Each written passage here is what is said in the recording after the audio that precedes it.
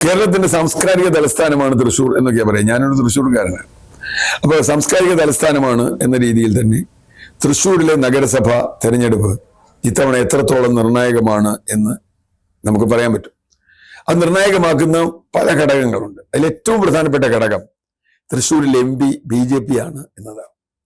BJP MP ആയ ഒരു മണ്ഡലത്തിൽ അതിന്റെ തലസ്ഥാനം അല്ലെങ്കിൽ ആസ്ഥാനമായ തൃശ്ശൂർ നഗരസഭ തങ്ങൾ ഇത്തവണ പിടിക്കും എന്ന അർത്ഥത്തിലാണ് BJP അവിടെ കളമൊരുക്കിക്കൊണ്ടിരിക്കുന്നത്. പക്ഷെ ആ BJP വിചാരിക്കുന്ന പോലെ അത്ര എളുപ്പമല്ല തൃശ്ശൂർ പിടിക്കുക എന്നുള്ളത് നമുക്ക് ഏതാണ്ട് അറിയാം. അത്ര എളുപ്പമൊന്നുമല്ല. കാരണം UDF-നും LDF-നും ശക്തമായ വേരുകളുള്ള ഒരു മണ്ഡലമാണ് അല്ലെങ്കിൽ ഒരു നഗരസഭയാണ് തൃശ്ശൂർ.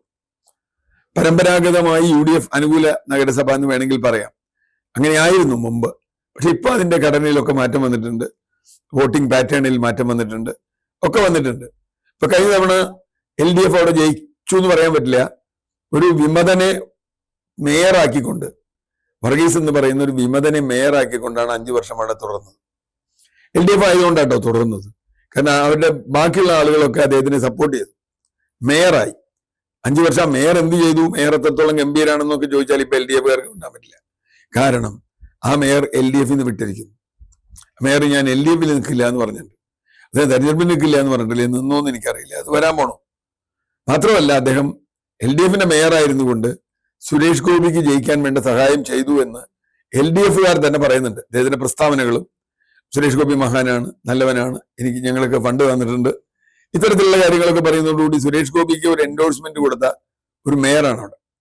തൃശ്ശൂർ പൂരം കലക്കുന്നതിലൊക്കെ ചില പങ്കുകൾ ഉണ്ടെന്നൊക്കെ പറയുന്നു, നമുക്കറിയില്ല. അതുകൊണ്ട് CPM-ന്റെ ഏറ്റവും വലിയ LDF-ന്റെ ഏറ്റവും വലിയ പ്രതിസന്ധി അവരുടെ മേയർ തന്നെയാണ്. മേയർ ഇപ്പൊ എവിടെ നിൽക്കും എന്ന് പറയാൻ പറ്റില്ല. 5 കൊല്ലത്തെ നേട്ടം പറയണമെങ്കിൽ മേയർ ഇല്ലാതെ 5 കൊല്ലത്തെ നേട്ടത്തെ കുറിച്ച് പറയാൻ പറ്റില്ല. മേയർ വേറെ എവിടെ പോയി. അപ്പൊ അങ്ങനെ വരുമ്പോൾ തൃശ്ശൂരിൽ LDF-ന് അതൊരു ക്ഷീണമുണ്ടാക്കുന്ന ഘടകമാണ്.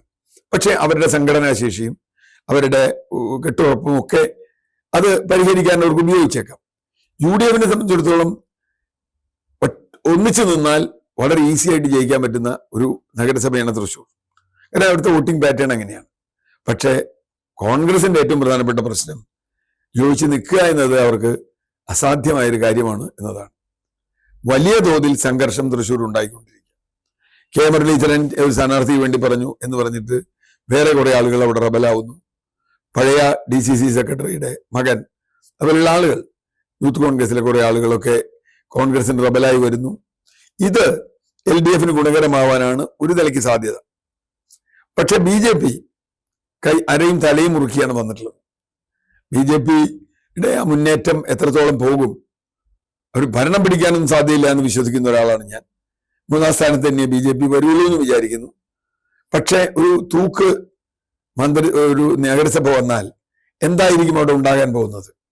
LDF-നും UDF-നും BJP-ക്കും ഭൂരിപക്ഷമില്ലാത്തൊരു നഗരസഭ വരാനുള്ള ഒരു സാധ്യത ഇല്ല എന്ന് പറയാൻ പറ്റില്ല തൃശ്ശൂരെ സംബന്ധിച്ച്. കാരണം കഴിഞ്ഞ തവണ തന്നെ സ്ലെൻഡർ ബാലൻസിൽ ഒരാളുടെ ഭൂരിപക്ഷത്തിലാണ് നിന്നത്.